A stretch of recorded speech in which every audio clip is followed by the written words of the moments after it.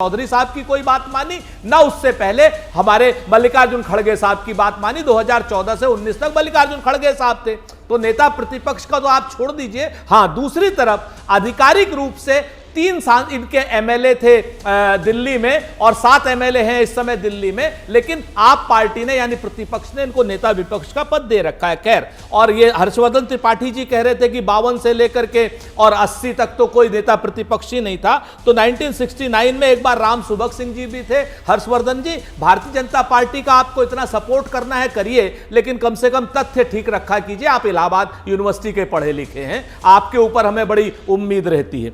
तीसरी बात जो महत्वपूर्ण बात है, यहां पर जो बात सहमति की आ रही, सहमति हम भी चाहते हैं, सहमति प्रधानमंत्री जी भी चाहते हैं, लेकिन सहमति की जिम्मेवारी सत्ता पक्ष की है, प्रधानमंत्री जी की है। कल प्रधानमंत्री जी संसद में आए, कल प्रधानमंत्री जी ने शपथ ली, कल प्रधानमंत्री जी का क्या ड्यूटी, अपने आप ही सहमति बन जाती अगर प्रधानमंत्री जी एक चक्कर जो है विपक्ष के सांसदों के बीच में नमस्कार करते हुए लगा लेते। क्या प्रधानमंत्री जी ने ऐसा किया?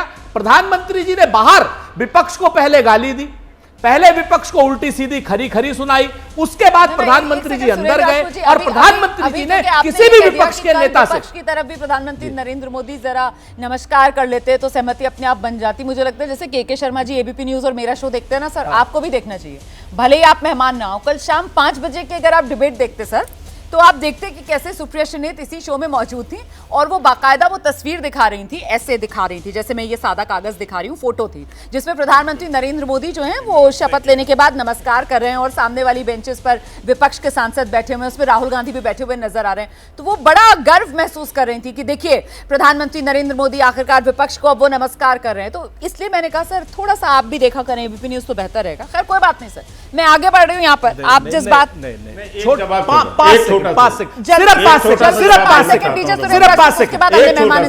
5 सेकंड जी, मैं सिर्फ 5 सेकंड में कहता हूं, नमस्कार करना और विपक्ष के साथ सहमति बनाने के लिए उनकी बेंचों की तरफ जाकर के नमस्कार करके हाथ मिला लेना, दोनों में बहुत फर्क होता है। रोमाना जी, मैं आपका शो भी देखता हूं और प्रधानमंत्री जी ने मंच से खड़े होकर के शपथ के बाद नमस्ते की थी। हाँ। लेकिन अगर प्रधानमंत्री जी को सहमति बनानी थी, अल्पसंख्यक सरकार के मंत्री हैं वो, अगर वो राहुल गांधी जी सहित संपूर्ण विपक्ष से मिल लेते, जैसे पहले प्रधानमंत्री मिला करते थे, मनमोहन सिंह जी मिला करते थे, नरसिम्हा राव जी मिला करते थे, अटल बिहारी वाजपेयी साहब मिला करते थे। ठीक है, ठीक है। आप जो बात कह रहे हैं मैं चले जाते थे, सबको नमस्कार, जरा सा आगे बढ़िए। अहंकारी कृष्णा हेगड़े, ऐसे में जो बात विपक्ष की तरफ से की जा रही है कि साहब सिर्फ कहने भर के लिए ये कहते हैं सत्ता वाले लोग कि साहब सहमति बनाएंगे, सहमति बनाकर चलेंगे, देश चलाने के लिए सहमति जरूरी, लेकिन जब वही दिखाने की बात होती है तो फिर इनका स्टैंड बदल जाता है। ये कथनी और करनी में फर्क क्यों है कृष्णा हेगड़े जी? रोमाना जी, राजपूत जी ने कहा कि प्रधानमंत्री जी ने सम्मान नहीं दिया। प्रधानमंत्री जी ने खड़गे जी को भी सम्मान दिया, अधीर रंजन चौधरी जी को भी दिया और गुलाम नबी आजाद जी को भी दिया। और कितना सम्मान कांग्रेस ने गुलाम नबी आजाद जी को दिया तो हमने सब देखा है। दूसरी बात यह है कि कांग्रेस का अरे राज्यसभा में तो हमारा ऑफिशियल विपक्ष का नेता था, पढ़ लिख करके आया, लेकर आएंगे सम्मान देने वाली सर, तो फिर विपक्ष की तरफ से बड़ी लंबी फहरिस्त आ जाएगी सर सम्मान वाले नेताओं की, जिसमें देखिए आपकी पार्टी के नेता एकनाथ शिंदे के नाम से लेकर सर अजीत दादा पवार तक के सबके नाम विपक्ष वाले गिना देंगे कि कैसे कैसे सम्मान दिया गया है। तो उस सम्मान की तरफ तो जाइए ही मत आप, है ना, आप सहमति पर ही आ जाइए सर, वो सहमति पर ही आ जाइए सर, क्योंकि अभी तक तो यही कहा जाता था कि साहब जिसका जितना ज्यादा संख्या बल, जो जितने बड़े भाई की भूमिका में, उस पर सहमति बनाने की उतनी बड़ी जिम्मेदारी होती है। तो क्या उस जिम्मेदारी से यहाँ पर सत्ता पक्ष बच रहा है? ये मेरा सवाल है कृष्णा हेगड़े जी। देखिए पार्लियामेंट क्यों होता है? लोगों के जो विषय है उसके ऊपर बोलने के लिए, चर्चा करने के लिए और एक सॉल्यूशन निकालने के लिए। सही। लेकिन कांग्रेस पार्टी 40 सीट की हो या 50 सीट की या अब 99 सीट की, उनको तो पार्लियामेंट चलने ही नहीं देना है ना।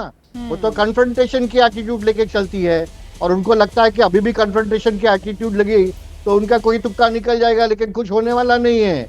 आप इलेक्शन करके देखिए, आपको पता चलेगा कि आपके पास कितनी ताकत है और मोदी जी के पास कितनी ताकत है। दूसरी बात यह है कि इनको ना इलेक्शन कमीशन पे भरोसा है, ना महाराष्ट्र सुप्रीम में कोर्ट पे दिख भरोसा जाएगा है, कृष्णा ना हाई हेगड़े। कोर्ट पे भरोसा है, ना ईवीएम पे इस भरोसा बार है, दिख ना जाएगा वोटों पे आपको भरोसा है। महाराष्ट्र में। सुरेंद्र जी, तो प्लीज इनको उनको क्या बोलने दीजिए, पार्लियामेंट पे आपके बारे भरोसा में है, कोई क्या बोल दीजिए। संविधान पे भरोसा है? ठीक।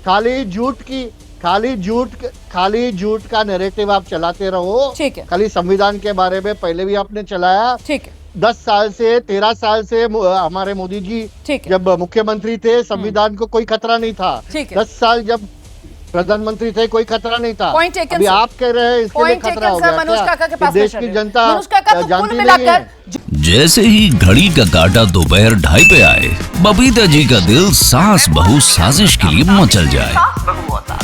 और ये है इनकी बहू, पूरे दिन ऑफिस की टेंशन हो जाए गॉन जब ये करें अपना फेवरेट शो फ्री टाइम पे ऑन।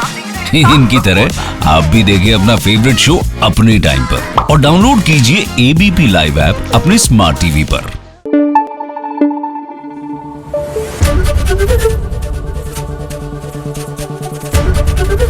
एबीपी न्यूज आपको रखे आगे।